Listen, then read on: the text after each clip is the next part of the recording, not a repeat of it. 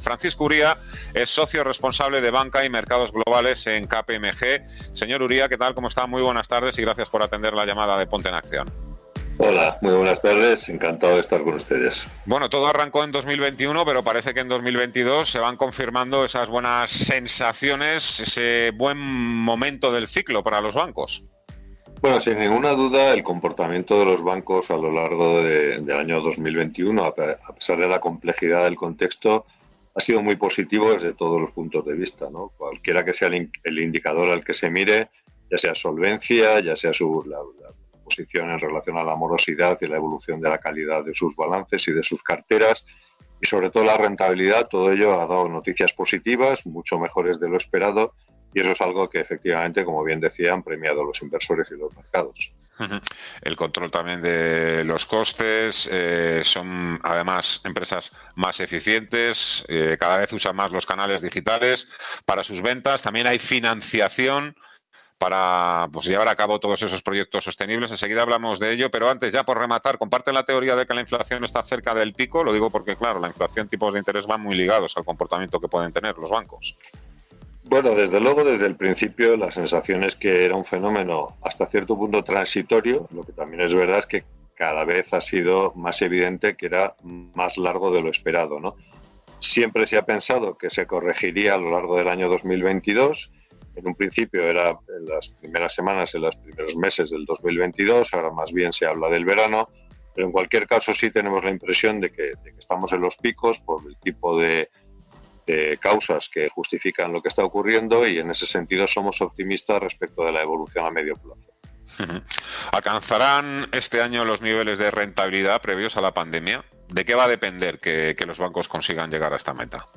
Bueno, yo creo que los bancos están en una trayectoria tremendamente positiva, y respecto de esta pregunta hay que recordar que los bancos ya antes de la pandemia tenían un problema de baja rentabilidad muy relevante. O sea, la pandemia afectó a su rentabilidad en un primer momento, pero lo cierto es que ya venían en el año 2019, y tengo en la memoria las cifras y los indicadores que había hecho públicas la Autoridad Bancaria Europea, y ya, como digo, al final del año 2019 la situación de rentabilidad en Europa, y sobre todo comparada con otras latitudes, no era buena en general, ¿no?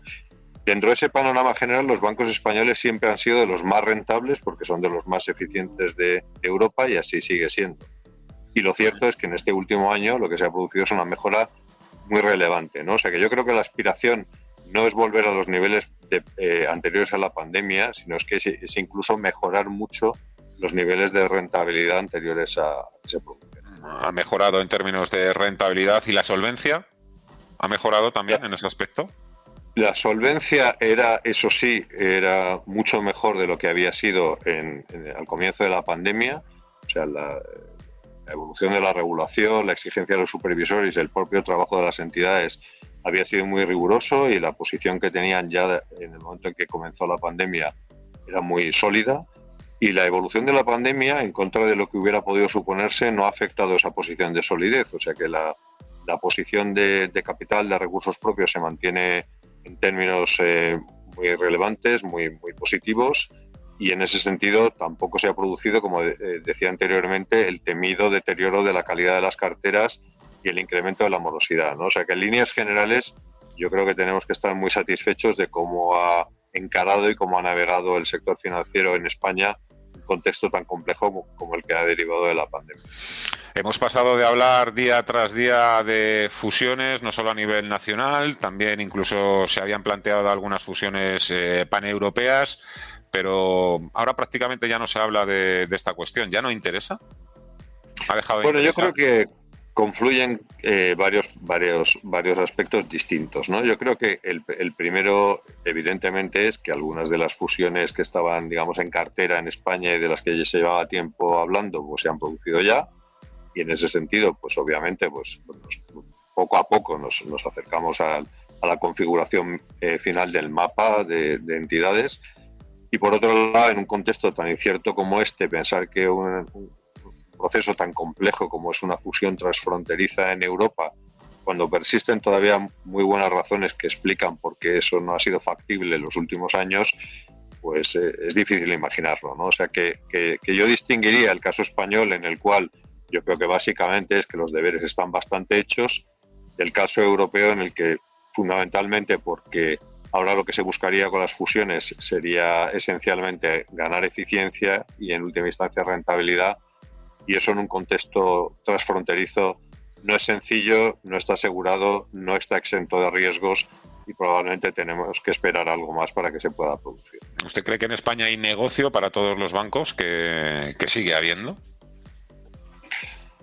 Bueno, lo hay porque, como decimos, como estamos comentando, están mejorando en rentabilidad y yo creo que el reto en el que están y lo que están haciendo muy bien es que poco a poco y de la mano de tratar de cumplir necesidades de los clientes que cada vez son más complejas, están expandiendo su negocio, el tipo de cosas que hacen, el tipo de cosas que hacen con los clientes, están encontrando nuevos nichos de actividad y en ese sentido lo están haciendo bien y por lo tanto yo diría, mi respuesta sería sí, pero evidentemente sigue habiendo muchos retos.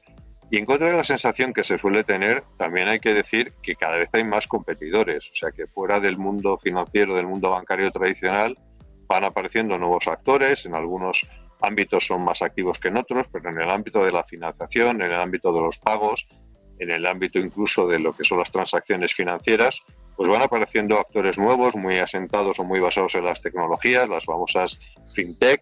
Las Big Tech empiezan a hacer alguna cosa, todavía tímidamente, y en ese sentido el panorama competitivo es más complejo y también más exigente.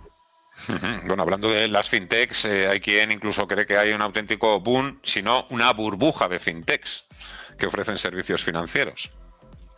Bueno, hay una realidad y conecta muy bien con lo que señalaba usted inicialmente, ¿no? Yo creo que hay una situación en los mercados de una liquidez extraordinaria, ¿no? Alentada obviamente por las políticas monetarias expansivas de los bancos centrales, pero también por un cierto optimismo de los propios inversores y las instituciones de inversión, ¿no?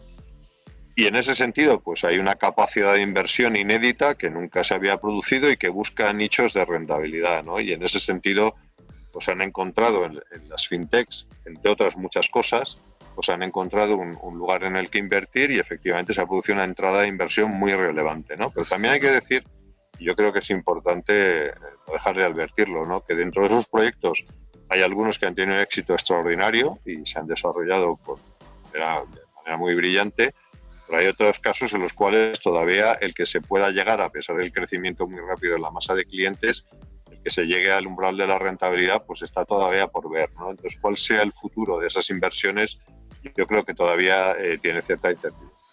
Otro fenómeno cada vez más relevante e importante es el universo de criptodivisas. Hay muchos clientes, usuarios de banca que, bueno, pues llegan a sus bancos o se ponen en contacto con ellos para que les ofrezcan servicios